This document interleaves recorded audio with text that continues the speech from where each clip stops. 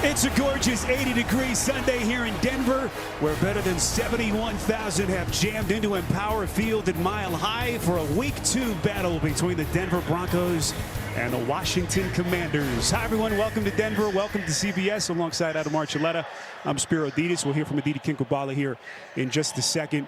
We've been looking forward to this one. Washington, ugly win last week against Arizona, but a win nonetheless. All the talk, new beginning for this franchise. Yeah. And Denver, you could already sense the urgency. This is a huge early season game for them. Well, no doubt. If you're Ron Rivera and the Washington Commanders, you feel real good about week one. Going in with their young quarterback in just his second start, making enough plays to win the game late.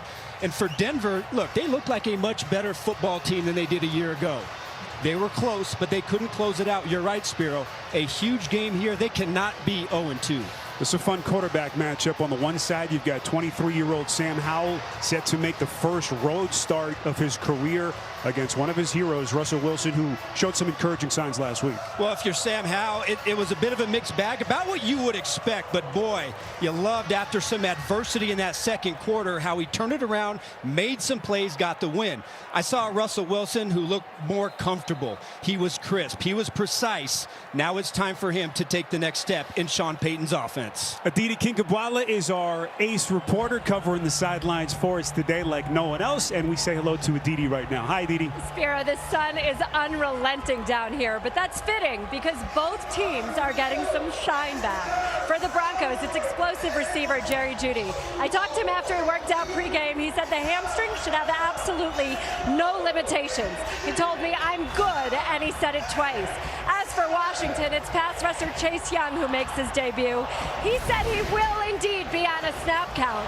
Of course, as we're talking about star power, what better way to send it back up to you guys? Look at that. Just the compliments all around.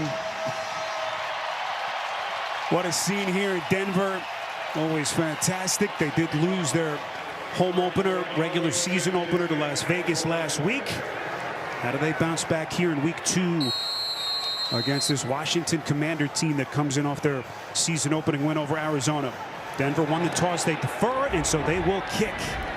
And we're going to see Sam Howell in the offense at the 25-yard line. So here he comes, just celebrated his 23rd birthday yesterday, and you started to see the confidence with him climb latter stages of the first half last week. Well, when you're only in your second start of your career, you know there's going to be some good, there's going to be some bad, definitely some things to work on. But he even said in our meeting last night, his confidence went to a different level right before halftime.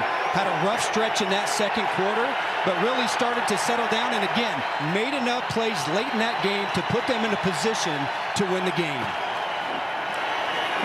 Commanders begin by putting the football in the hands of Brian Robinson Jr., who rushed for just under 60 yards last week. This is a Washington offense, a couple of new pieces with their offensive line. Nick Gates and Andrew Wiley had issues protecting Howell last week. They gave up 6 sacks. Well, when you look at the sacks, Spiro, you can't put it all on the offensive line. Everybody sort of had a part in it.